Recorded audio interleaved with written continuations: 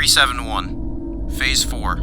Bioweaponry testing. Human trials. Supervised by Dr. Shiro Ishii. Undisclosed location. August 2nd, 1936. 2:40 p.m. Captured subject will be used for bioweaponry testing in order to test the effectiveness of the new gas weapon to be deployed in Guam. Subject description was collected from known data of prisoner. Subject 1. Myuu Yang. Male. 25.3 years. South Chinese.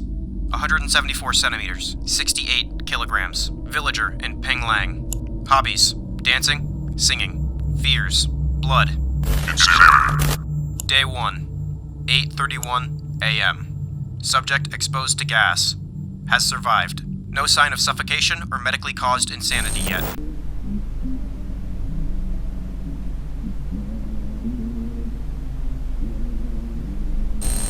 Day 2. 8:30 a.m. Subject beginning to show symptoms the insanity gas was designed for. Murmuring about war and violent deaths can be heard now. Subject spasms.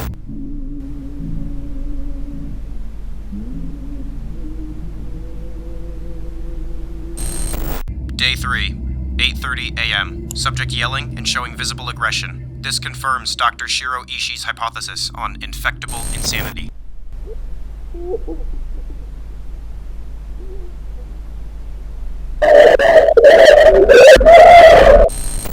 Day 4, 7:12 a.m. The subject has stopped maniacal dancing, laughing, crying, or singing. After waking up at 3 a.m. early this morning, the subject began smashing floor tiles to acquire a weapon, which he later used to cut his own limbs off.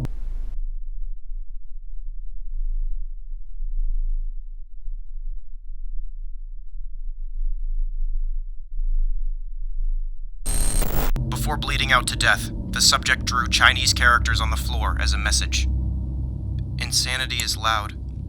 I want to see my home, but I can only imagine fires burning my children alive. End my witnessing. My soul is already gone. Holy shit! Some sort of biohazardous gas being tested as a wartime weapon on a prisoner from Pinglang, China, resulting in him becoming mentally insane and tragically and brutally disfiguring and then ending himself. Usually when I examine horrific shit, there's like a supernatural angle, but these are just like war crimes.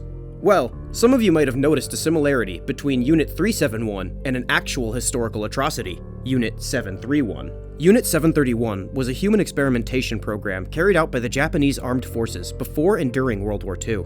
The victims came from multiple nationalities, but a large portion of these victims were Chinese. These experiments included disease injections, controlled dehydration, biological weapons testing, hyperbaric pressure chamber testing, vivisection, organ procurement, amputation, and regular weapons testing. This operation was disguised under the name of the Epidemic Prevention and Water Purification Department. Why am I talking about all this?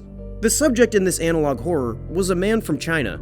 The timeline adds up with the beginning of the operation of Unit 731, and the final nail in the coffin for me is the language used. Now, since the human researcher that I keep captive has the same genetic profile as Wonder Bread, he wasn't able to discern what this language was. But some quick Google Translates confirms that the writing is in fact Japanese. I believe that enough of the information lines up to claim that this analog horror is in fact based on Unit 731.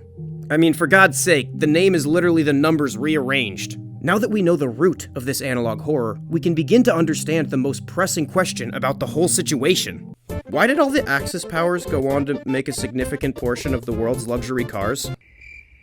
What's with the insanity-causing gas? This gas could be a biological weapon, except it incorporates a loss of autonomy that made it especially horrifying. It's impossible to discern what the internal psyche of Mr. Myuu is like, but it was enough to make him cut off his own limbs and write out a hauntingly poetic death message. So, whatever it was unbearable. While we cannot know for sure what the gas is based on, I do have one theory. A drug famous for causing nightmarish, deliriant states is scopolamine.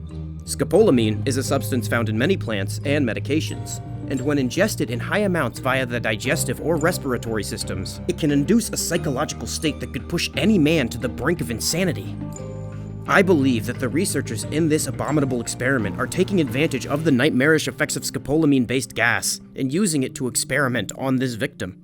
Human from AzFk here. If you noticed that the jokes were especially light in this episode, I didn't feel right cramming in unnecessary humor into something that was based on real atrocities. I lightened the mood once or twice with the car joke, but, you know, dark humor has its place, and it ain't here. Enough said. If you like this video and want to see more, make sure to like, comment, and subscribe with all notifications enabled, or I'll kick you in the balls, or lack thereof.